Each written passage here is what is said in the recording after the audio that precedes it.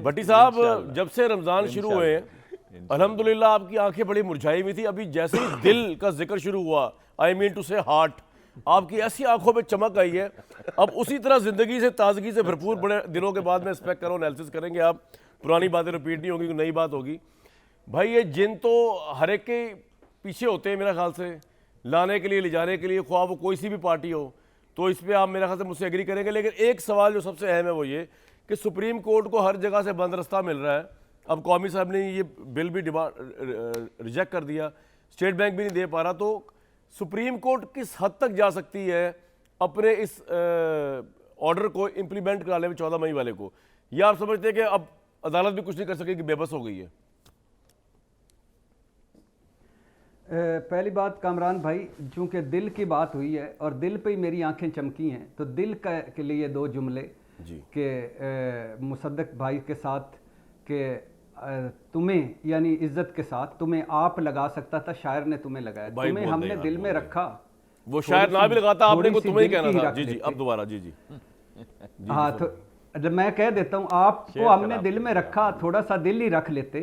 तो दूसरी बात यह है कि दिल की आवाज यह है कि आप की हुए तुम अजनबी। अब मैं आपको एक शेर सुनाऊं भट्टी साहब, दिली दुआ है कि वो गुलजार साहब से मैं जब मिला ना, एक मिनट, अब दिल की बात हो रही है, जरा मैं सुनाऊं। ये सारी गवर्नमेंट में सादे कहता है, आवाम कह रही है दिल अगर है तो दर्द तो होगा, इसका नहीं है कोई हल शायद। मेरे भाई वोट दिया है तो अब दर्द लो, अब आप आगे चले। जी तो हुए तुम अजनबी, ये जिस तरह तरीके इंसाफ से इलेक्शन अजनबी हो गए जी, तो अल्लाह करे आपकी मूवी कामयाब हो जाए, फिल्म कामयाब। ये बात जियो में भी बैठ के कहनी है आपने, तब पब्लिसिटी होगी। यहाँ तो ऑलरेडी हो रही है दुनिया में। वो पता है होता क्या है, वो होता पता क्या, हम चारों जो तजियाकार है एक कॉर्नर में आ जाते हैं और बाकी सारी आपकी मूवी चल रही होती है। तो जेलसी बड़ी है वहाँ मुझे। अच्छा, दूसरी बात ये भाईजान के मैं छोड़ दीजिए, मैं अब पुरानी बातें नहीं करता कि मुल्क में अदालती मार्शल लॉ लगा हुआ है, हालांकि मेरे ख्याल से मुल्क में पार्लियामेंट का मार्शल लॉ लगा हुआ है। हम कोई जानवर थोड़ी हैं जो चाहें चारा डाल दें हम खा लें, या जितना मर्जी है जोर लगा लें। राना सनाउल्लाह साहब ने कहा है, और उन्होंने स्टेट अफसरान को भी कहा है कि खबरदार पैसे दिए रिकवरी होगी उम्र भर। तो ये सारी छोड़ दे दी। अदलिया के खिलाफ मुनज़्ज़म मुहिम, जजेस किरदार कुशी, जजेस तज़ीक, जजेस कंडक्ट, किरदार और ख़ानदानों पर इल्ज़ामात, 7 तरीके जो पार्लियामेंट से, जो अधूरी पार्लियामेंट है, जो इनके ख्याल में कल जाली पार्लियामेंट थी, उसको भी छोड़ दीजिए। उससे 7 करारदादें निकल आई हैं। और मुफ्ता इस्माइल साहब के इस बयान को भी छोड़ दीजिए कि जो हुकूमत रोज़ाना 18 अरब का सूद दे रही है, उसके लिए 21 अरब के कोई मसला नहीं था और इसके लिए पार्लियामेंट की मंजूरी नहीं थी। और इसके लिए इसे भी छोड़ दीजिए कि पार्लियामेंट ना चाहे तो जज साहब तनख्वाह भी नहीं ले सकते, तलाल चौधरी। और इसको भी छोड़ दीजिए कि कच्चे के डाकुओं से मुज़ाकरात हो सकते हैं, इमरान खान से नहीं। जवेद लतीफ़ साहब अब पकड़िए, ये सिर्फ एक पकड़िए नुक्ता, 2 नुक्ते सिर्फ बयान करूंगा जल्दी जल्दी। पहली तो बात यह है कि ये जो अगर हुक्मरान इत्तेहाद, इलेक्शन कमीशन, गवर्नर्स अपना काम करते तो ना असम्बलियाँ टूटती, इलेक्शन हो जाते, ना ये सियासी बुरान बनता, ना आइनी, ना अदालती, और ना मामला आज खुद नोटिस या फुल कोर्ट मुतालबे तक पहुंचता। और दूसरी बात कि अगर 2022 में बात हुई थी सुप्रीम कोर्ट में, जस्टिस मुनीब अख्तर साहब गालबन उन्होंने बात की थी कि आज खुद नोटिस पर कानून साजी की। सर मेरा सवाल ये था कि आपके ख्याल में सुप्रीम कोर्ट किस हद तक जा सकती है? मेरा एक पॉइंट सिर्फ एक पॉइंट बिल्ड कर ली प्लीज। जी जी जी। तो वो जो आज खुद नोटिस की कानून साजी हुई, उसकी टाइमिंग और नीयत को छोड़िए, उस वक्त हुई जब आज खुद नोटिस पे केस सुना जा रहा था। जी जी जी। और मैं ये जरूर यहाँ कहूंगा कि आज अगर जुल्फकार अली भुट्टो जिंदा होते तो वो अपनी पीपल्स पार्टी को देख कर के मेरा तो जुडिशियल मर्डर हो गया था, तुम लोगों ने आइन और सुप्रीम कोर्ट के फैसलों का मर्डर कर दिया, कैसे किया।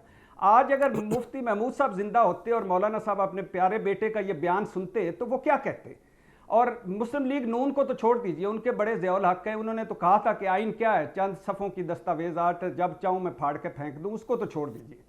लेकिन बात यह है भाईजान कि अगर आपने ये रास्ता जो आप दिखा रहे हैं, ये कल मुसद्दक मलिक साहब की जगह अली अवान बैठे होंगे, अली अवान साहब की जगह मुसद्दक मलिक बैठे होंगे, और अली अहमद अवान साहब इसी रास्ते पे चल रहे होंगे आपने इस मुल्क में आइन को मजाक बना दिया, खिलवाड़ बना दिया। आपने इस मुल्क में सुप्रीम कोर्ट को मजाक बना दिया, खिलवाड़ बना दिया। आपने इस मुल्क में मेरा सवाल ये है कि सुप्रीम कोर्ट किस हद तक जा सकती है हुकूमत के खिलाफ? मौलाना साहब कल कह चुके हैं, छोड़े मौलाना को यार, परसों कह चुके हैं, मेरा सवाल ज्यादा अहमियत का हमें आप पता नहीं कहां चले जाते हैं। जनरल फैज हमीद से डील करके गया था, मैं जनरल फैज हमीद से डील करके गया था। उस वक्त ये पीडीएम सिविलियन बालादस्ती, तो यार इसमें कोई शक है यार? भट्टी साहब आप तो ऐसे हैरान हो रहे हैं, हैरान और परेशान है तो कोई अमेरिका की डेमोक्रेसी की बात हो रही है। मेरा सवाल ये है, हैरान हो रहा हूं, सुप्रीम कोर्ट किस हद तक जा सकती है हुकूमत के खिलाफ या गिव अप कर देगी? पीडीएम के सरबराह थे जो हमें कह रहे थे हम फौज सियासत से दूर रहिए, ये तरीक चला रहे थे। मैं सिर्फ इस पे, मैं नहीं हैरान हुआ, मैं इस पे बात कर रहा हूं। ये कह रहे थे फौज सियासत से आउट हो जाए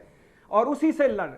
तो बात यह है कि आप कर लें इस अधूरी और बकौल कल के आपकी जाली पार्लियामेंट से इलेक्शन से भी भाग, पॉइंट आ गया, सवाल का जवाब नहीं आया। जो चाहते हैं कर लें, मगर जो कुछ आप मुल्क के साथ कर रहे हैं। ठीक है सर, पॉइंट आ गया, लेकिन मेरा सवाल कुछ और था। सवाल मैं पूछना चाह रहा था कि कितना बड़ा कोलिजन इसका हो सकता है जो हुकूमत नहीं मान रही बात। एक सोसाइटी में असरात तो मैंने बता दिया कि जब आप सुप्रीम कोर्ट को नहीं मानेंगे और रूल ऑफ लॉ इस मुल्क में नहीं होगा, फिर तो मजाक बन जाएगा।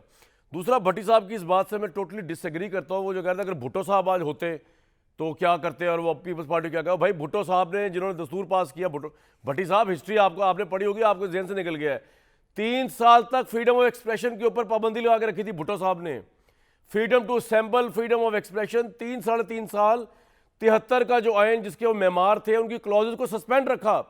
इलेक्टेड प्राइम मिनिस्टर ने, चले अगर आप मान भी लें कि उनका मुजीबुर रहमान साहब के जाने के बाद वो इलेक्टेड पाकिस्तान की मेजोरिटी में, हालांकि इलेक्शन तो हार गए थे भुट्टो साहब 1970 का, उसके बावजूद 3 साल सस्पेंड। तो भुट्टो साहब कुछ ना करते, वो कहते पीपल्स पार्टी को आप बिल्कुल ठीक कर